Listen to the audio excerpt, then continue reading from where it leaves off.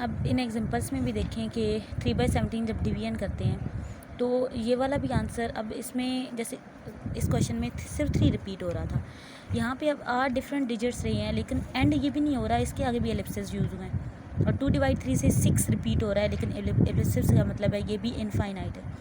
तो इनमें इन केसेस में डिवीजन एंड नहीं होती, और क्वोशंट यानी जो हमारे डिवीजन के आंसर्स हैं वो कहलाते हैं नॉन टर्मिनेटिंग या नॉन एंडिंग। ठीक है। Number of digits after the decimal point in case is infinite. जो number of digits after the decimal point के बाद ये नंबर ऑफ डिजिट्स हैं, इनके आगे 3 एलिप्सिस यूज़ हुए ना, एलिप्सिस यूज़ हुए हैं, इसका मतलब ये डिजिट्स जो है इनफाइनाइट है, इनको काउंट नहीं किया जा सकता।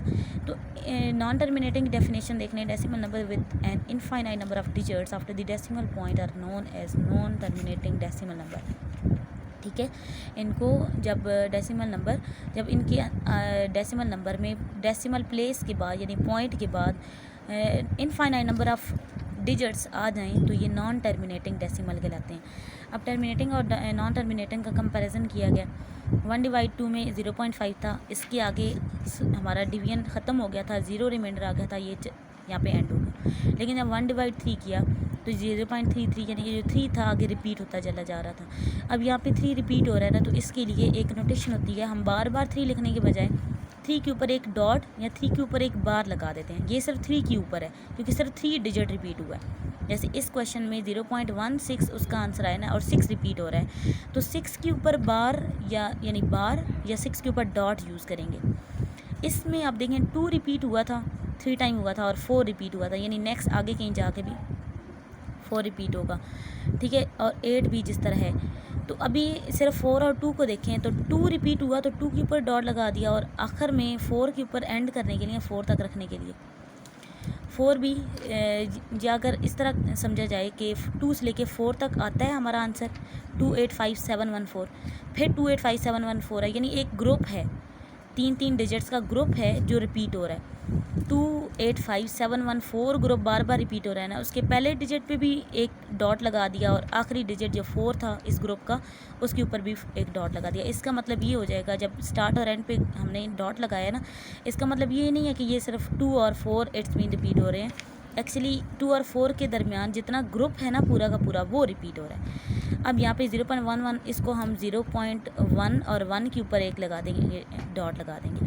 अब इसके अंदर जो नॉन टर्मिनेटिंग डेसिमल हैं उनके अंदर भी कैटेगरी आ जाती है रिकरिंग डेसिमल की।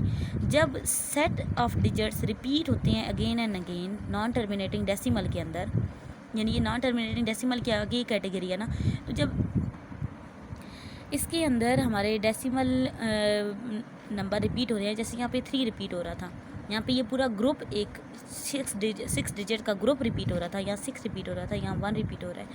तो रिपीटिंग हो रही है डिजिट्स की, इनको रिकरिंग डेसिमल या रिपीटिंग डेसिमल कहते हैं। ठीक है, क्योंकि इनके अंदर एक रिपीटिंग डिजिट होता है। रिकरिंग के साथ ही आप रिपीटिंग डेसिमल भी लिखते हैं, कोई भी एक आ सकता है, तो ये रिकरिंग डेसिमल की डेफिनेशन भी यहाँ से आपको मिल जाती है। ठीक है। तो जैसे अब एग्जांपल में 3 रिपीट हो रहा था, आगे ये लिखा हुआ है।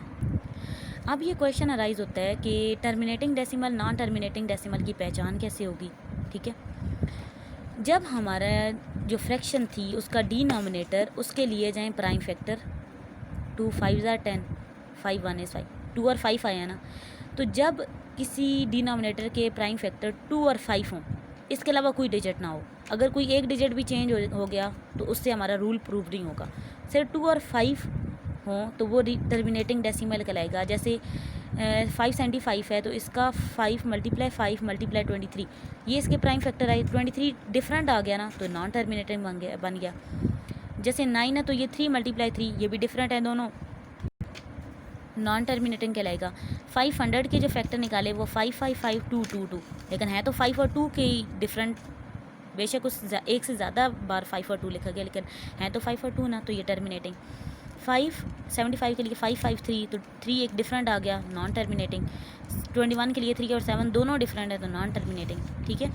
अब 0.666 के बारे में बताया गया कि ये 0.6 और 6 के ऊपर डॉट या बार लगाने से 6 रिकरिंग डेसिमल है, क्योंकि ये 6 रिपीट कर रहा है अपने आप को, 6 रिकरिंग डेसिमल या रिकरिंग डिजिट कहलाएगा।